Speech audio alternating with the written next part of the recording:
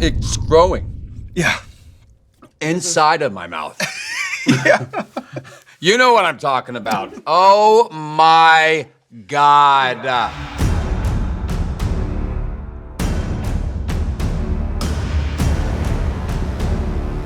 Hey, what's going on, everybody? For First We Feast, I'm Sean Evans, and you're watching Hot Ones. It's the show with hot questions and even hotter wings. And today we're joined by Aaron Paul.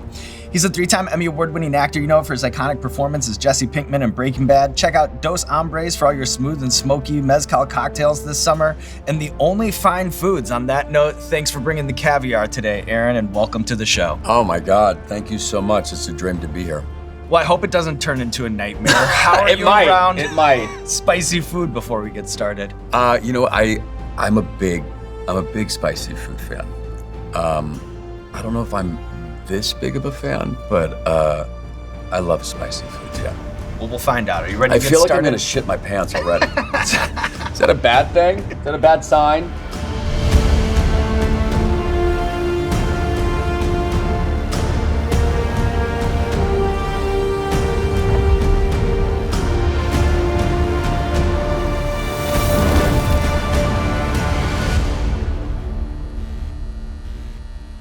Okay, the hot tropic.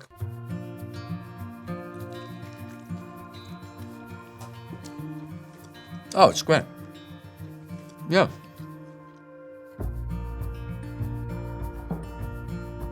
I love this person. Shaquanda. Oh, it is Shaquanda. Hey, Shaquanda, what's up, bro? All right. This is actually it's pretty good. So last season, you actually stopped by a Hot One shoot for moral support for your longtime friend and Ash co-star Eiza Gonzalez. What an amazing person. She said this wasn't really the dangerous part, it was the aftermath. How is your situation? You know, It can't be good. I think I'm battle tested. You know what I mean? You are, I think there's a strength that builds up, a tolerance that builds up, and now I'm on like a superhuman level. Is that like a self-diagnosis? It's my belief. It's what I want to be true. Okay, you know? yeah. That works. Exactly. It's the placebo It'd be stronger. effect. Yes, very All strong. Right. Okay. And then, what's it like to watch Hot Ones from a spectator perspective? Like, does it make you any more or less interested in actually doing the show? It must have worked a little bit because you're here today. I'm here. You know, I was always very nervous. I didn't think I wanted to be on this show. I love this show, as you know, but watching Eiza tackle it, firsthand, and then hanging out with you and trying some of the sauces, I got the courage, but I'm fine with this one, but I'm a little nervous to get to over here. Yeah. But that's all right. Let's just take the wins where we get them, one step at a time. Cheers to you. Salud, my friend.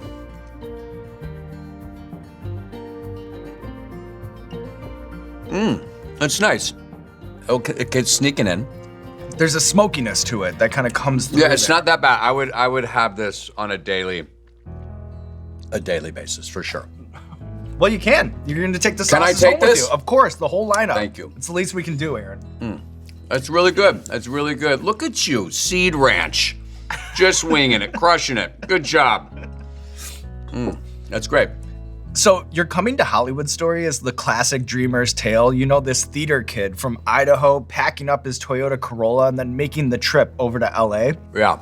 Is there a failed pilot that at the time when you were cast in it, you were confident that it would be your big break and star vehicle to stardom? Oh God, you know what? To be honest, every pilot you think is going to be your, because you do the contracts, you know what you're getting each episode. It's like a guaranteed job every week, weekend, week out. But they tease you. I mean, I remember after Friends, the creators of Friends were doing their next show. It was already picked up for 2 seasons. It was gonna be, they were saying, the next big Friends. I mean, everybody, all my friends that were actors were trying out for it, and everybody really wanted it. And I tested for a role with studio with me and 3 guys, and then I went to network against me and another person, and then I didn't get it. But then they had me audition for another role, and I went to studio, and then I went to network with me and another person, and I didn't get it. And I can't tell you how depressed I was for just way too long. But if I were to get, and the show was good. I mean, it lasted about a season and a half. And, you know, some people liked it, but it wasn't Friends. What was the show? It was called The Class. And then if I were to have done that show, I wouldn't have been available to audition for Breaking Bad. So, you know, the point of the story, you never know what's right around the corner, you know, so just keep pounding the pavement, yeah. This is yours. You're not the only one in the food game, Aaron. That's another one I would love to have. It's not bad. It's pretty good. See, Aaron, what took you so long? I'm feeling pretty confident. You know, it's probably false confidence because we have, 7 more, but it's all right. I'm holding on to my false confidence. Do you have an all-time favorite or even most perturbing Bryan Cranston prank from all of the years that you've spent sharing a set with him? Let me tell you, I mean, he's been on here a couple times, so you know him. I always say, he's the hardest worker in the room. The most lovable. I mean, he's my best friend, my son's godfather. I adore him. I spoke to him for an hour on the phone last night. I mean, I really am obsessed with the guy. But he's also the most immature person I've ever met in my life. And I say that with just love and respect. I mean, the list was endless, but I remember on Breaking Bad, he came out of the production office, came up to me, and he goes, "Come here. It's okay." And he gives me this long hug. I'm like, "What are you doing?" He's like, "At least you go out in a big way, huh?" And I'm like, "What are you talking about?" He goes, "Did you read the latest script?" I go, "No." He goes, "Oh, well, just read it and I'm here if you need me, you know." I was like, okay. So I sprinted into the production office. I go, "Wait, Bryan read the latest script. What happens? You know, I want to read it." And then of course I just go to the final pages and nothing happened. I'm still around, but he just made it seem like I died. But he would not stop.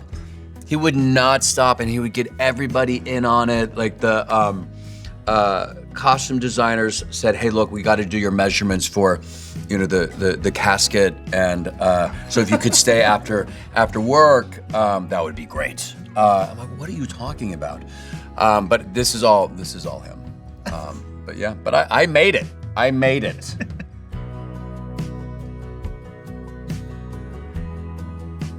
It's doing like a little vibrating in my mouth. It definitely has a bit of depth that the other ones did not. It's sort of a charring quality. You know what? Yeah, charring is a good description. Sometimes I'll hear actors talk about circling days on the production calendar for scenes that they're dreading doing. Right. I'm wondering, when you think about the pages that you looked at that put you into a mental tailspin, does anything immediately come to mind? Oh God. For some reason, I'm always doing roles that are just getting beat up and tortured. You know what I mean? I don't know what that says something about you, me, right? I don't know what that says about me, but it would have to go back to a Breaking Bad episode. There's a scene where Jesse wakes up and his girlfriend Jane is dead, and I was terrified to shoot that scene. I had this love and complicated relationship. It was such a chemical romance, but he was just so in it, all in. Really felt very in love, but didn't realize that she was just destroying him. I mean, they were destroying themselves together, but I was very nervous to tackle that scene, and I didn't know what to do. I didn't really rehearse it, I just knew I had to put myself in that position as that guy, and so what you saw is what you saw. It was brutal, yeah.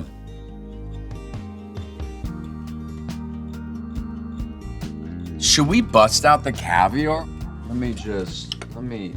Can I come to your side? Yeah, you come do, I like this table side here we go. Service. You just gotta, let's just do a dollop. That's a good I hope dollop. that, why not? Yeah. We're halfway there. We made it. It's a touch of class that this show needs, Aaron, for real. I'm here for you. We're keeping things classy here on Hot Ones. And you let me know when you want more. You know what I mean? I will do. Cheers, bud. Cheers.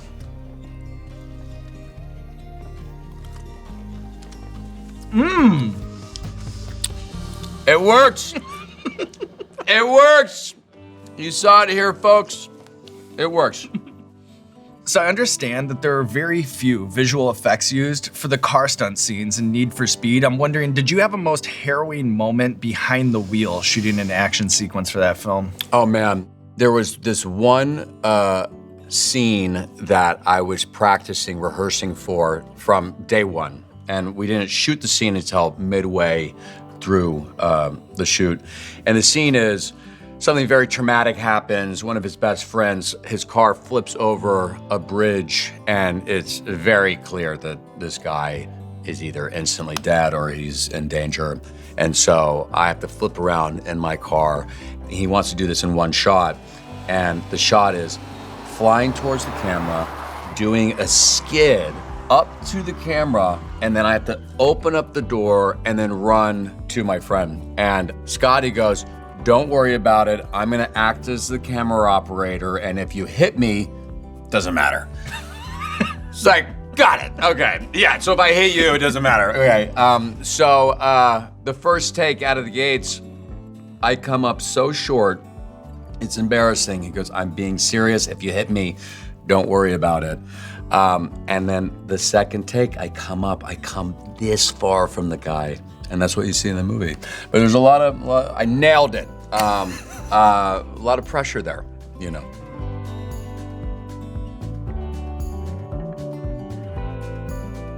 Let's go, baby. This is not bad. I was hoping I would start sweating by now. I mean, I know I'm gonna get there, but this is very manageable. It's very manageable. It's great. I'm into it. Yeah.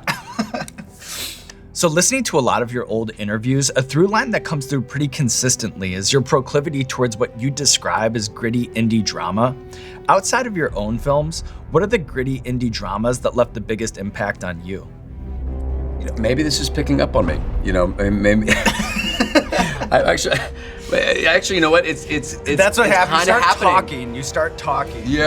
Yeah, and I'm realizing I'm kind of sweating a little bit. Self-fulfilling prophecy. Right. Show. Right. Indie dramas. I mean, Stand By Me, beautiful film. Changed my life when I watched it. Wow, it's hitting my head's sweating. Right. Yeah. And that's just the beginning. Does your head sweat? I mean. I don't see it sweating. I can feel some stuff happening. And you would see it sweating. You know what I'm saying? Right. Yeah. I have nothing to cover. I mean, I always have a shaved head. I love it. Well done. You rock it well. You're a handsome man, by the way. Oh, when you have that shaved head, you're a handsome guy. I'm loving this moment we're having right now. You know what? Cheers to us. Cheers. Yeah.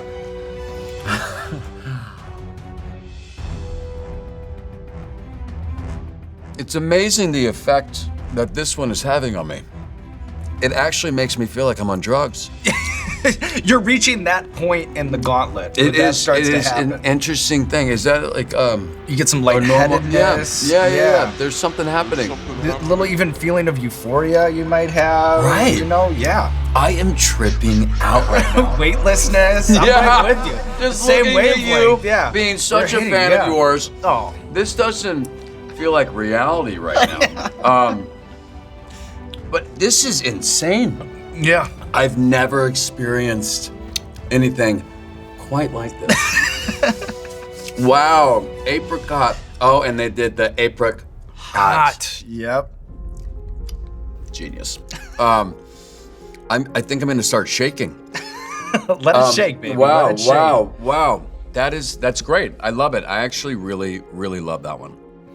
So your home state of Idaho lays claim to one of the most unique desserts I've ever come across. What? Have you ever had the pleasure of sampling an ice cream potato?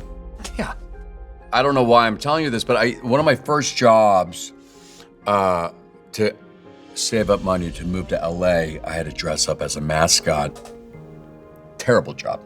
Is Much this for the respect. radio station? Yeah, you just this guy knows everything. Yeah, for a radio station. So I was always dancing around at fairs.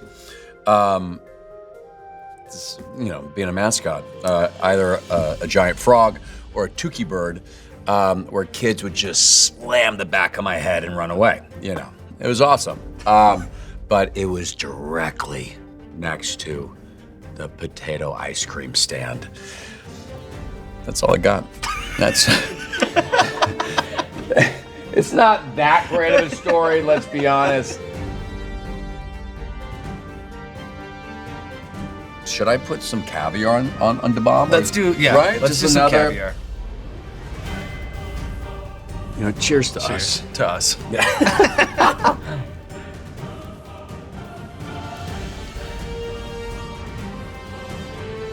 Oh wow. Yeah. Just the breath in from the wind. Yeah. Oh wow. Oh. Yeah. Ooh, that is hot. Yeah. That is almost too hot. Right. And like the caviar makes it almost seem like this is gonna be a nice bite. Yeah. And then it's just not. I'm gonna finish the bomb because Respect. it deserves to be completed. It's the air's getting thin. It's growing Yeah. inside of my mouth. Yeah. You know what I'm talking about. Oh my God. Yeah. Holy shit. Yes.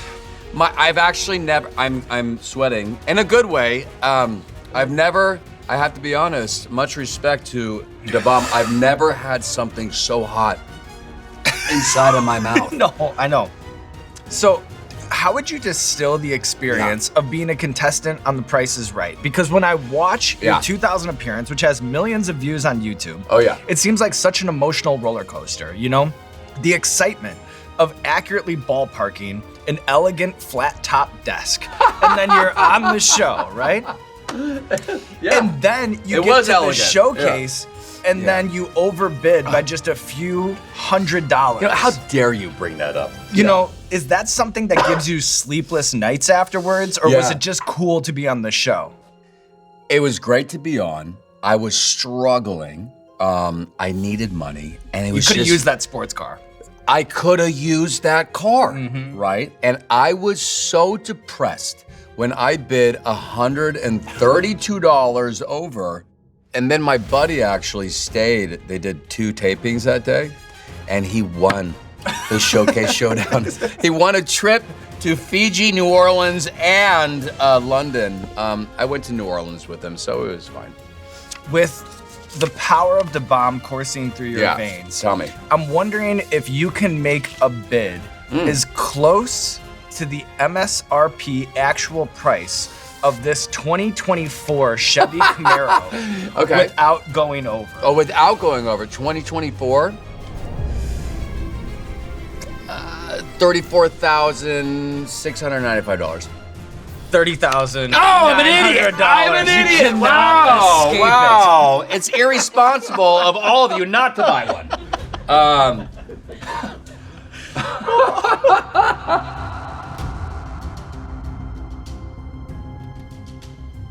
Cake compared to the bomb. Yeah. Why is this number 9? You're an actor. You know, every story's got to we got to land it. You know what I mean? You can't just ratchet tension, ratchet tension, ratchet tension, get to the peak and then hit the credits. You know what I'm saying? You got to land the plane a little bit. You know what? You know what you're doing. You really do. You really do. You're not fucking around. Sorry, Mom. So I know that you're a music obsessive and was reading in a 2018 interview about how you'll sometimes reach out to tour managers to see if an artist is available to perform a concert in your living room. How did you know about that? This guy, it's amazing. Yeah. Is there one that stands out as the most like you had to be there performance that you actually arranged from inside your home? Oh man. You know, we've been doing these shows for north of a decade. I would love for you to come to the next one. I am there. But the last one, actually one of my favorite bands, Cigarettes After Sex. No one has phones or cameras. Everyone's just in the moment. And honestly, like 90% of the time, people say, yeah, I'm down. What a hit rate. Right? That's not too bad. That speaks to you, Aaron. That's not too bad, He's Sean. got that juice. He's got that juice. I'm down to the last one. What a segue.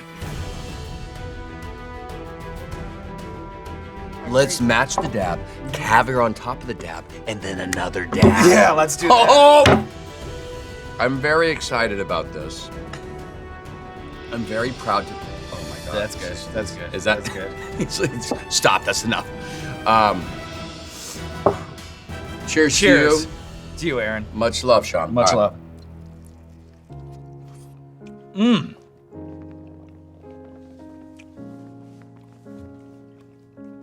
Wow. That bite is an experience. I see what you did there. I actually did not even mean. I see what you did there. I did not even mean. The last dab experience. I did not even mean to make that kind of connection. I did not mean to make that connection. Did you not? I really didn't. Aaron Paul, you've taken on the wings of death. You've survived. I don't want it to be over, Sean. Things out. What I want to do is hit you with some pull quotes from Bryan Cranston's classic Hot Ones interview from just a few years ago. Okay. He says, if a character cries easily, the audience doesn't have to. But if a character tries not to cry, that's when the audience will. Oh, interesting. I feel that. You know, you're really getting into the person.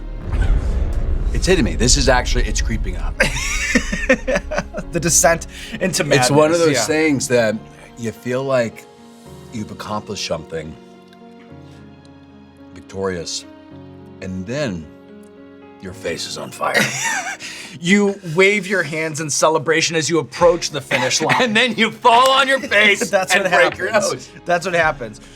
He said that you encouraged him to snack on the meth on set, which is made up of cotton candy, rock candy. Yeah. Can you confirm or deny that? I can confirm all of that. I would sling that meth to anyone that walked onto that set. Now, I gotta be honest, I actually stole as much meth from that show as possible, but I wish I stole more things. You know what I mean? Yeah, some keepsakes, some things. The rule of thumb when you're doing, work in this industry, just steal shit.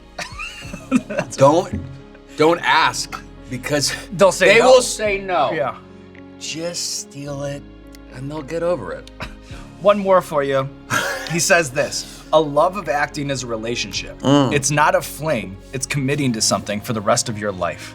You know what? I love that. And it's true. It's true. I always say, and he says it, if you want to do it, you will be doing it.